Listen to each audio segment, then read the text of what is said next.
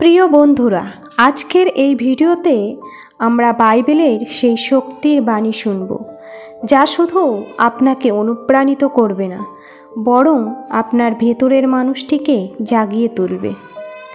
ঈশ্বরের বাণী শুধু কথামালা নয়, এটা আমাদের জীবনের দিশা। বাইবেলে বলা আছে সেই শক্তিশালী বাণীটি, যেটি ভয় করিও না, ভীত হইও না, কারণ তোর ঈশ্বর প্রভু যেখানেই যাস সেখানেই তোকে সঙ্গে আছেন।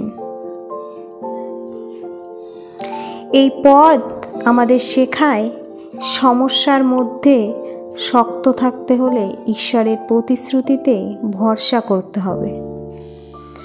জীবনের লড়াই যত বড়ই হোক না কেন, ঈশ্বরের শক্তি আমাদের পেছনে আছে। বাস্তব জীবনে একটি উদাহরণ। একজন তরুণ ছিল যে একসময় ব্যর্থ হতো।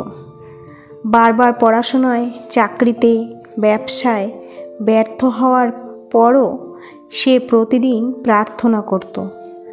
একদিন সে বাইবেল থেকে পড়ল, যে আমাকে খোঁজে সে আমাকে পায়।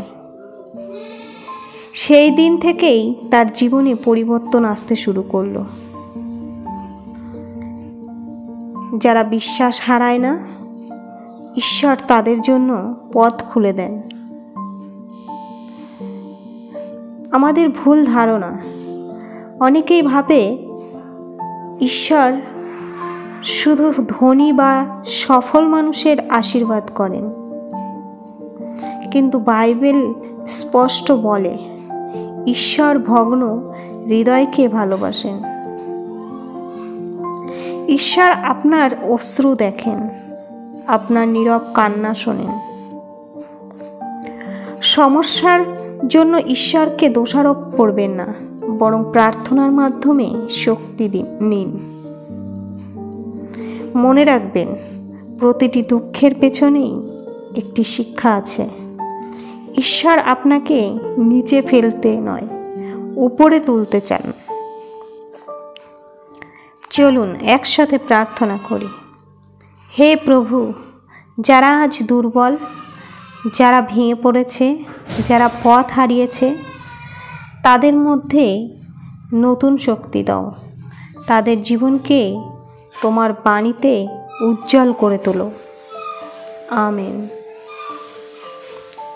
বন্ধুরা, যদি আজকের বার্তাটি আপনার হৃদয় ছুঁয়ে যায়, তবে ভিডিওটি শেয়ার করুন, লাইক দিন এবং সাবস্ক্রাইব করতে ভুলবেন না।